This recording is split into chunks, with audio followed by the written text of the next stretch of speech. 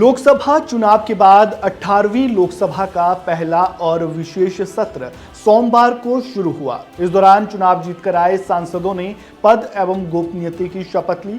इस शपथ ग्रहण के बीच लोकसभा के नए अध्यक्ष को लेकर भी चर्चाएं शुरू हो चुकी है। भारत के राजनीतिक इतिहास में पहली बार लोकसभा स्पीकर कौन होगा, इसके लिए चुनाव हो रहा है। एनडीए की तरफ से जहां एक बार फिर ओम बिरला को उम्मीदवार बनाया गया है, तो वहीं विपक्ष ने के सुरेश को अपना उम्मीदवार बनाया है। आमतौर पर लोकसभा का स्पीकर कौन होगा, इसे लेकर सत्ता पक्ष और विपक्ष में सहमति बन जाती थी, लेकिन इस बार ऐसा नहीं हुआ और विपक्ष ने स्पीकर के चुनाव के लिए अपना उम्मीदवार उतारने का फैसला किया। अब जरा ये जान लेते हैं कि आखिर इस बार ऐसा क्या हुआ जो लोकसभा स्पीकर के चयन के लिए चुनाव कराने की नौबत आन पड़ी। साथ ही आपको बताएंगे कि आखिर लोकसभा स्पीकर को लेकर सत्ता पक्ष इतना गंभीर क्यों है, इसकी ताकत क्या होती है और इसे लेकर नियम क्या कहते हैं। नमस्कार, वन इंडिया हिंदी में आपका स्वागत है। मैं हूं राजेश शर्मा।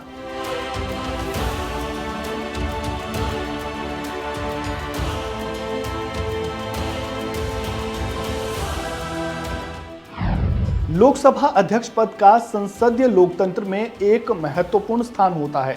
लोकसभा अध्यक्ष के बारे में कहा जाता है कि संसद सदस्य अपने अपने चुनाव क्षेत्र का प्रतिनिधित्व करते हैं, लेकिन अध्यक्ष पूरे सदन का प्रतिनिधित्व करता है। लोकसभा अध्यक्ष का चुनाव संविधान के अनुच्छेद 93 के तहत किया जाता है।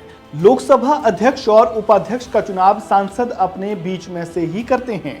अब जरा ये जान लेते हैं कि आखिर इसका चुनाव होता कैसे है। लोकसभा अध्यक्ष और उपाध्यक्ष का चुनाव सभा में उपस्थित और मतदान करने वाले सदस्यों के साधारण बहुमत के जरिए किया जाता है, यानी जिस उम्मीदवार को उस दिन लोकसभा में मौजूद आधे से अधिक सांसद वोट देते हैं, वह लोकसभा अध्यक्ष चुन लिया जाता है। अध्यक्ष के लिए कोई विशेष योग्यता निर्धारित नहीं है, उसे केवल लोकसभा का सदस्य होना चाहिए। हालांकि उम्मीद की जाती है कि लोकसभा अध्यक्ष चुने जाने वाले सदस्य में संविधान, देश के कानून, प्रक्रियाओं, नियमों और संसद की परिपाटियों की अच्छी समझ होगी। ये तो हुई बात कि लोकसभा अध्यक्ष का चुनाव कैसे होता है। अब जरा ये जान लेते हैं कि आखिर लोकसभा अध्यक्ष की कौन कौन सी जिम्मेदारियां होती है। लोकसभा अध्यक्ष सदन का कामकाज ठीक से चलाने के लिए जिम्मेदार होता है, इसलिए ये पद काफी महत्वपूर्ण होता है। संसदीय बैठकों का एजेंडा भी लोकसभा अध्यक्ष ही तय करते हैं। सदन में किसी तरह का विवाद पैदा होने पर कार्रवाई भी लोकसभा अध्यक्ष ही करते हैं। लोकसभा की विभिन्न समितियों का गठन अध्यक्ष ही करते हैं। लोकसभा में अध्यक्ष का आसन इस तरह से बनाया गया है कि वह सबसे अलग दिखाई दे। अध्यक्ष अपने आसन से पूरे सदन पर नजर रखते हैं और उम्मीद ये की जाती है कि वो निष्पक्ष होकर सभी फैसले ले। इसके अलावा जब सदन में किसी प्रस्ताव पर मतदान में अगर दोनों पक्षों का बराबर वोट मिलने की स्थिति आती है, तो ऐसे में लोकसभा अध्यक्ष अपना निर्णायक वोट के जरिए इसका फैसला करते हैं। हालांकि आमतौर पर वो किसी प्रस्ताव पर मतदान में भाग नहीं लेते हैं।